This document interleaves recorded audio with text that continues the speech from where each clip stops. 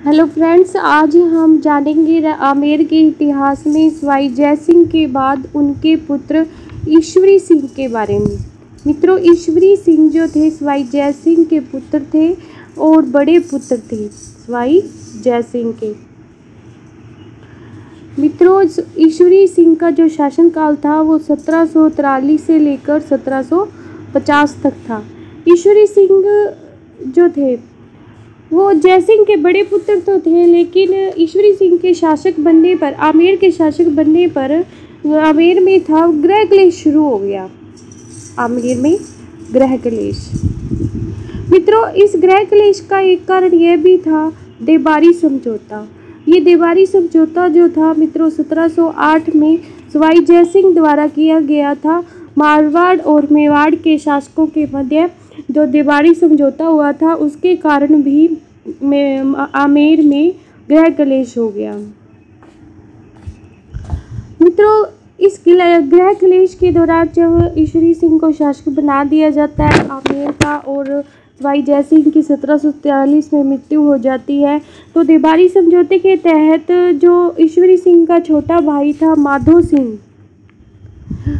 सिंह शासक बनना चाहता था, लेकिन शासक बन जाता है ईश्वरी सिंह।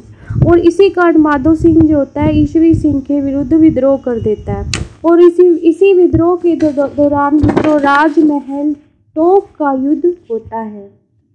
राजमहल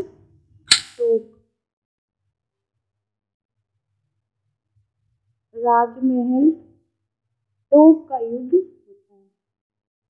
मित्रों, राजमहल टोक का युद्ध जो है वो 1747 ईस्वी में होता है। 1747। और इस युद्ध का जो शुरुआत है मित्रों वो 1 मार्च 1747 को होती है। 1 मार्च को मित्रों टोंक जिले के देवली तहसील के पास बनास नदी के किनारे मित्रों ईश्वरी सिंह व उसका एक सेनापति होता है जिसका नाम होता है हरगोविंद नटानी। ये जो होते हैं मित्रों ईश्वरी सिंह और हरगोविंद नटानी और माधो सिंह जो ईश्वरी सिंह का छोटा भाई होता है, इनके मध्य युद्ध की शुरुआत होती है। मित्रों, माधो सिंह के साथ मेवाड़,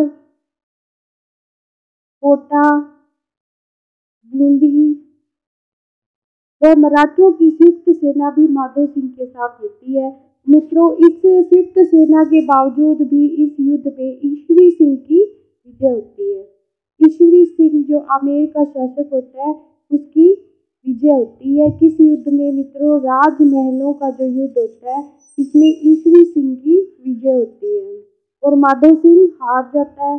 मित्रों, इसी जीत की उपलक्ष्य में ईश्वरी सिंह जो है जयपुर के त्रिपोलिया बाजार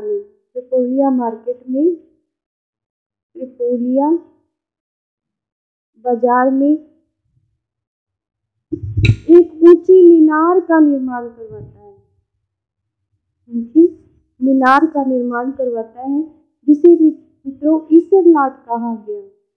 ईसरलाट या इसको मित्रों सरगासूली भी कहते हैं। इस तरह मित्रों इस युद्ध में ईश्वरी सिंह की जीत होती है। इसके बाद मित्रों इसी उत्तराधिकारी युद्ध में एक युद्ध और होता है जिसका नाम है बगरू का युद्ध।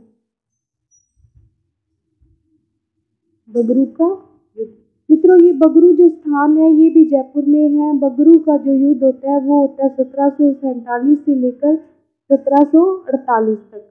मित्रों, राजमहल की युद्ध की पराजय के बाद माधो सिंह जो प्रथम होता है वो मराठा सरदार मल्हारा होलकर और बूंदी का जो अपदस्थ नरेश उमेश सिंह, कोटा का दूजन साल, इन सब की संयुक्त सेना लेकर जयपुर पर आक्रमण कर देता है। माधो सिंह जयपुर पर आक्रमण किसके साथ करता है? माधो सिंह मराठों के साथ, कोटा की सेना होती है इसके साथ, मित्रों बूंदी की सेना होती है।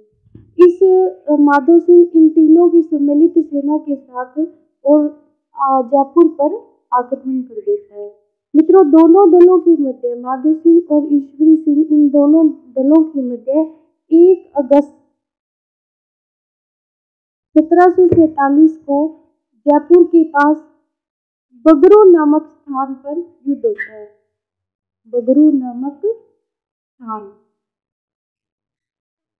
ये इसीलिए मित्रों इस युद्ध को बगरू का युद्ध कहते हैं, क्योंकि ये बगरू जो है जयपुर के पास एक क्षेत्र का या जगह का नाम है। और इसी स्थान पर ईश्वरी सिंह और माधो सिंह के मध्य बगरू का युद्ध होता है। और इस युद्ध में मित्रों माधो सिंह की विजय होती है। माधो सिंह की विजय। मित्रों माधो सिंह की विजय होने के बाद भी मल्हार राव होलकर जो मराठा सरदार होते हैं, एक निश्चित धनराशि के बदले धनराशि निर्धारित कर, ये धनराशि किसके साथ निर्धारित करते हैं? ईश्वरी सिंह के साथ निर्धारित करते हैं। और इस धनराशि को निर्धारित कर ईश्वरी सिंह को ही जयपुर का शासक बना देते हैं। जयपुर का शासक बना देते हैं। मित्रों इस वक्त जिस टाइम ये उत्तराधिकार युद्ध चल रहा होता है जयपुर का, उस टाइम में मित्रों मराठा जो थे वो भारत की राजनीति में सबसे शक्तिशाली थे। इन्होंने ही चारों तरफ भारत में अपनी शक्ति का परचम लहराया था। और इसीलिए मित्रों जो राजस्थान के राजपूत सरदार थे, उनके मन में मराठों का भय था। इसीलिए इन दोनों युद्धों में, राजमहल और बगरू के जो युद्ध है, इन दोनों युद्धों में मराठों का वर्चस्व रहता है। मराठों का वर्चस्व रहता है और मराठों की रणनीति ही चलती है। मित्रों इसी कारण मल्हार राव होलकर ने ईश्वरी सिंह को शासक बना दिया, एक निश्चित धनराशि निर्धारित करके। मित्रों इसके बाद एक युद्ध होता है जिसको कहते हैं मानपुरा का युद्ध। मित्रों ये मानपुरा का जो युद्ध है वो 1748 ईस्वी में होता है। ये किस किस के बीच होता है? ये स्वाई ईश्वरी सिंह और ईश्वरी सिंह के द्वारा मानपुरा नामक स्थान पर ये युद्ध किया जाता है। मानपुरा जो स्थान है मित्रों वो है अलवर के नजदीक। और यहाँ पर ये युद्ध जो है ईश्वरी सिंह और अहमद शाह अब्दाली के साथ होता है। और इसमें मित्रों अहमद शाह अब्दाली की जो सेना होती है वो पराजित हो जाती है। तो कौन से युद्ध में अहमद शाह अब्दाली की सेना ईश्वरी सिंह से पराजित होती है? तो मानपुरा के युद्ध में। और मानपुरा का युद्ध जो है मित्रों 1748 ईस्वी में होता है। मित्रों इसके बाद क्या होता है? स्वाई ईश्वरी सिंह जो होते हैं वो मल्हार राव को पूरी धनराशि नहीं चुका पाते। मराठा सरदार मल्हार राव को पूरी जो धनराशि होती है वो नहीं दे पाते और उनके मन में मराठों का डर बैठ जाता है। 1750 में मित्रों ईश्वरी सिंह जो है मराठों से डरकर और आत्महत्या कर लेते हैं अपनी 3 रानियों के साथ। कैसे? ईसर लाट जो इनके द्वारा बनाया गया था राजमहल के युद्ध में जीत के उपलक्ष्य में एक मीनार थी, वहां से कूद कर आत्महत्या कर लेते हैं 3 रानियों के साथ। मित्रों ईश्वरी सिंह जो थी वो राजपूतों के एकमात्र शासक थे जिन्होंने मराठों के दबाव में आत्महत्या की थी।